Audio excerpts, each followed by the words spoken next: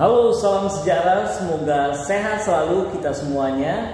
Kita akan bicara tentang masa prasejarah. Tapi kali ini saya akan bicara terkait dengan teknik pembuatan benda-benda khususnya dari logam di masa prasejarah ini. Terkadang kita bingung nih, kira-kira orang dulu itu bikinnya bagaimana sih? Ada dua teknik yang dikenal ya dalam pembuatan logam. Yang pertama namanya teknik Assir Perdue. Wah. Terusnya satu lagi teknik Depaul. Bedanya apa sih? Nah, teknik Assir Perdue ini dilakukan dengan mengambil lilin ya. Waduh, ini pasti ingat nih, kita waktu masih kecil pasti sering melakukannya. Tapi ini unik. Keunikan ini contohnya saya akan gambarkan nih supaya kita semakin jelas ya.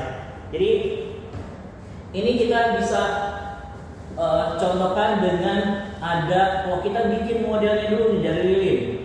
Contohnya seperti ini, modelnya dari lilin. Contohnya mau bikin manusia nih waktu itu, contohnya ya dari lilin, manusia kurang lebih seperti ini. Ini ada kakinya. Ini modelnya seperti ini. Mau bikin patung lilin. Misalnya, ini teknik Assir Perdue. Ini dari lilin ya. Di dalamnya ini adalah lilin. Lilin. Oke, setelah lilin kita bentuk seperti ini, terusnya diapakan lagi? Nah, kita lapisi dengan tanah liat. Nah, jadi lilinnya dilapisi dengan tanah liat. Setelah dilapisi dengan tanah liat, kita harus sabar ya, karena orang sabar pasti disayang ya. Oke, dilapisi dengan tanah liat seperti ini. Nah, kan di sini sudah ada lilin dan tanah liat. Terusnya diberi rongga sedikit. Rongga gunanya apa? Nanti caranya adalah ini dipanasin nih, tanah liat. Tunggu kering dulu, terusnya dipanasin nih, ada apinya di bawah sini. Wah, dipanasin oleh api. Dipanasin, nanti lilin yang di dalam tanah liat ini akan mencair lewat lubang yang sini ya. Mencair lilinnya. Setelah lilinnya mencair, terusnya kita tunggu lagi, tunggu sejenak. Setelah kuat nih tanah liatnya, nanti kita akan masuk ke proses memasukkan logamnya. Sama seperti tadi ya, sama seperti tadi. Ini di sini, tapi juga kita bisa pakai cara lain. Contohnya misalnya kita lubangi di sini untuk memasukkan cairan logamnya. Nah, nanti kita alatnya dulu berbagai macam ya. Kalau sekarang mungkin kayak dari centong, tapi bukan centong yang seperti apa ya. Ini ada cairan logam. Nanti cairan logam itu dituangkan. Sini cairan logam, ininya sudah tutup dulu ya. Tutup dulu sementara. Cairan logam masuk memenuhi rongga yang tadinya bekas lilin, masuk ke sini semua ya. Memenuhi. Kan sifatnya cairan kan memenuhi tempat ya. Oke, masukkan seperti ini. Terusnya tunggu sekian lama sampai nanti logamnya itu sudah membeku dan mengeras. Setelah itu apa yang kita lakukan adalah, ini kan luarnya tanah liat. Luarnya tanah liat, kita tutup lagi tadi. Luarnya tanah liat. Akhirnya apa yang terjadi saudara-saudara? Bukan sulap, bukan sihir. Emang bukan ya. Karena ini adalah pelajaran sejarah kita. Oke, kita lihat. Oke. Akhirnya kita mendapatkan sebuah bentuk.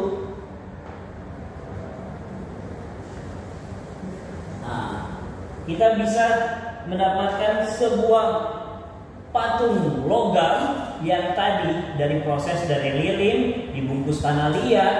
Terusnya masuk ke periode berikutnya, yaitu pecahkan tanah liatnya. Akhirnya kita bisa bentuk. Inilah yang namanya proses Cireperdu. Sekarang kita mau lihat lagi. Tadi sayanya nggak kelihatan ya, ternyata ya terlalu pojokan. Itu sudah kita lakukan dengan proses Cireperdu. Sekarang kita akan memasuki proses selanjutnya, yaitu proses dengan yang namanya big valve. Nah, big valve itu bagaimana sih? Big valve itu prinsipnya hampir sama ya, tapi dari batu. Kita membuat batu cetakan. Kalau di rumah kita waktu masa kecil mungkin ingat ya, orang tua itu bikin cetakan untuk agar-agar, untuk puding dan sebagainya. Jadi saya terbayang kembali nih. Misalnya mau bikin logam terkait dengan kura-kura dalam perahu, enggak ya? Itu pura-pura tidak tahu nantinya. Kita bikin cetakan dulu nih. Misalnya ini ada batunya. Ini ada batu seperti ini, batu besar. Batu sebesar, terus ini ada batu lagi. Ini ada batu lagi.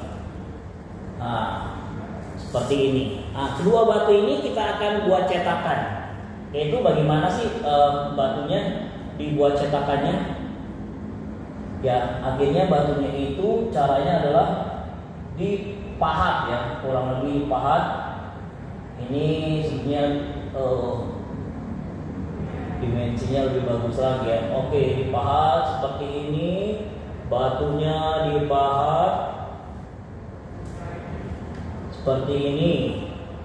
Terusnya bagian sininya juga batunya dipahat nih. Dipahat batunya, dipahat batunya, dipahat batunya, dipahat lagi. Di sini juga dipahat lagi. Batunya dipahat jadi seperti ini. Jadi dari dua batu yang dipahat ini nanti direkatkan. Wah, ini contohnya kita rekatkan saja. Ini saya udah disambungkan, direkatkan, diikat. Bisa pakai tali. Waktu itu ya talinya mungkin dari ranting-ranting, dari akar-akaran dan sebagainya. Diikat tali, ditaliin, ditaliin. Terusnya emang tadi bikin lubang juga sama ya, kasih rongga di sini, rongga. Terusnya setelah dikasih rongga, yaitu ya nanti tinggal dituangkan sama kayak tadi ya. Tadi ada misalnya ada centong yang sangat kuat sekali ya. Wah, ini cairan logam dituangkan di sini. Cairan logam dituangkan, dimasukin dan nanti ini memenuhi sini. Memenuhi semuanya sampai ke kakinya, semuanya dipenuhi dengan cairan logam. Ini dibentuk sesuai yang kita inginkan ya. Kalau tadi kita mau bikin seperti patung manusia, ini kita bikin seperti kura-kura ya, binatang. Wah, dipenuhi semuanya.